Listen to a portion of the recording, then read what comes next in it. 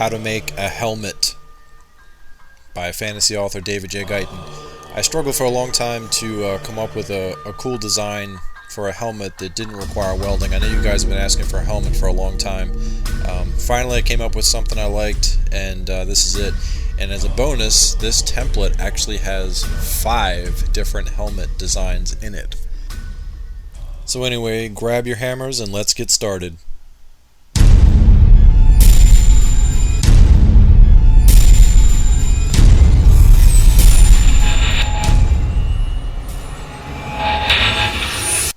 Download the template at the link under the video, or go directly to armortemplates.com. This template includes not 1 but 5 different helmet designs. These snips normally would work for stuff, but this is 16 gauge, so this won't work, so we got to use a grinder with a cutoff wheel in it. Make sure to use parental supervision if you're underaged. This is my dishing stump I have, and a rounded hammer, and we're going to start hammering on this thing to dish it out. This part's a lot of work, and as you can see, it starts out pretty ugly, but as you keep on working it gets better and better, so just keep at it, you'll do fine. Use the rounded side of the hammer to get in there. You can see it curves easily this way, but not so easily this way, so you really got to work on it to get it to do what you want. So we're going to work in this area some more and try to dome it out more.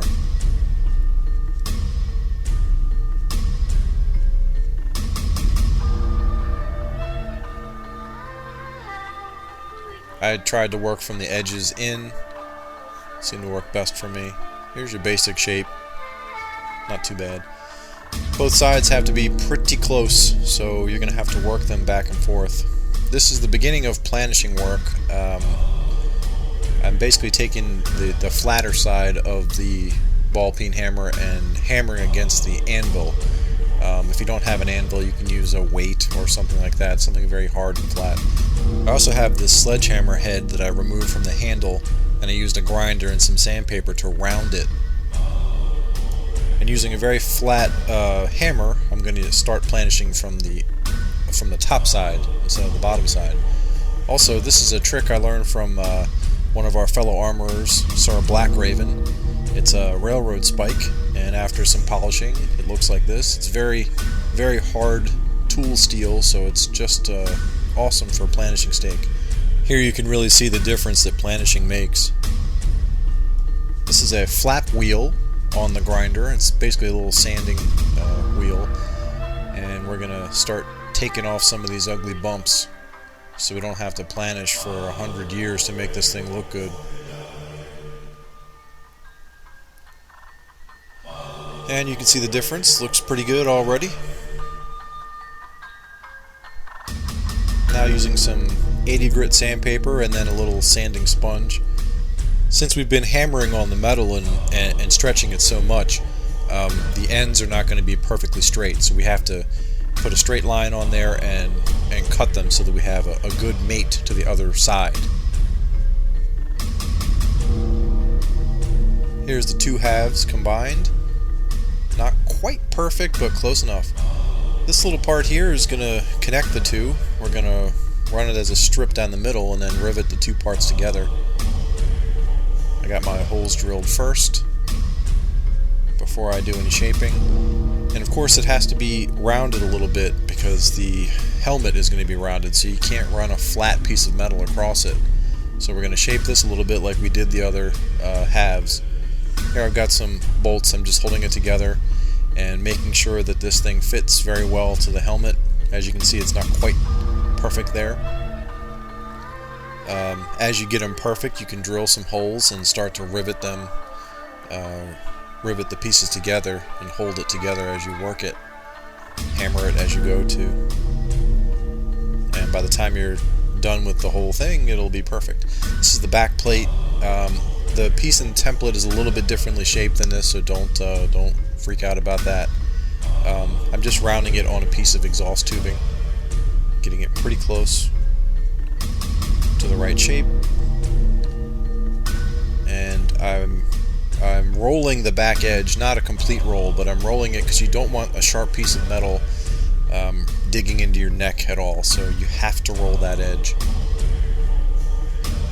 I also roll the cheek plates in the front as well, which you'll see later on. Here it is on top of the back plate, and you can see I've bent the sides in a little bit instead of having them straight up and down. Here I am fitting the faceplate and finding out where I have to trim. Where you have to trim depends on which faceplate you want to use. This is 22 gauge steel that I cut the faceplate out of. Anything thicker would be way too hard to work with. Here I am rounding it on the exhaust pipe.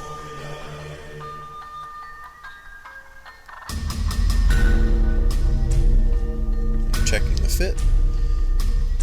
And basically I'm just sort of free-form making this thing using different stakes and planishing stakes and stuff to get the shape that I want. This was actually the most fun part of this build, was making this thing look like bone and making it look real. I really had a lot of fun doing it. Basic shape done. This is a masonry hammer, or masonry chisel, excuse me, that you've seen me use before. Just starting the nose piece. Make sure this is not too sharp though, because you don't want to cut that metal.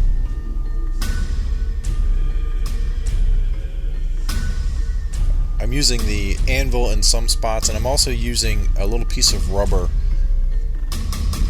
in some places. You'll see me use it here and there. It actually just it's almost like the repoussé process, where it allows the metal to push down a little bit further than it would into the hard surface of the anvil.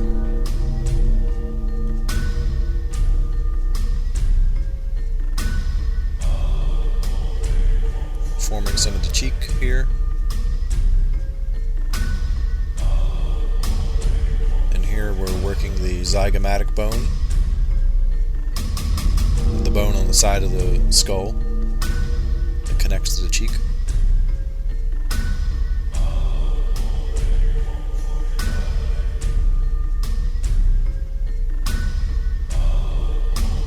You just have to kind of play with it to see what parts need to be built up or taken down.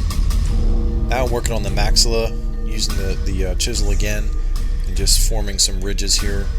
I'm not too worried about the teeth yet. I'm just kind of lining up where I want these ridges to be, and then we'll deal with the teeth a little bit later on.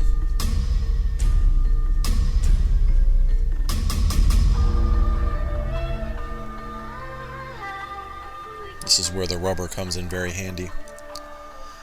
Now I'm rounding these bumps a little bit better, and getting them nice and clean, not so bumpy.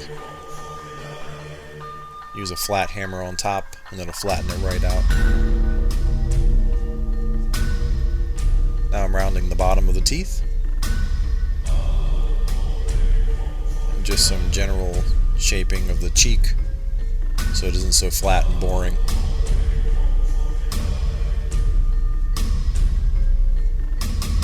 Now for the teeth, I've got a little socket here, a couple different sizes actually, but this is a very handy one.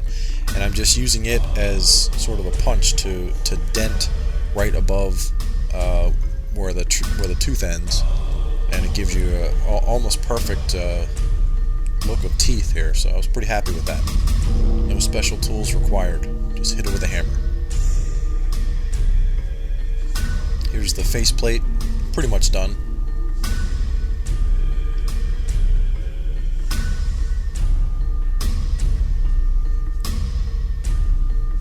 Good. And here we're riveting the zygomatic bone to the side of the helmet. You can see I've got a strip going around the helmet, securing the top and bottom halves of the helmet, just like I had a strip going across the top, securing the left and right sides. This rivet I left open to rivet the faceplate to.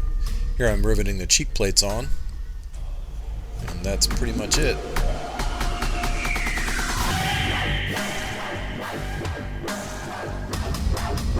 used some very sheer black fabric inside the eyes and nose to black them out.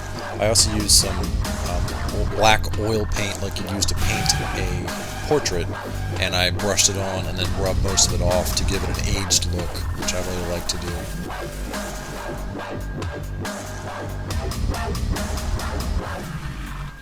If you guys like what you see, please do me a favor and like, share, and subscribe. Share on social media anywhere you can so we can get people involved in this hobby. Find me on Facebook, facebook.com/armortemplates. Give the page a like. We have lots of contests and stuff over there, so check it out. Visit armortemplates.com.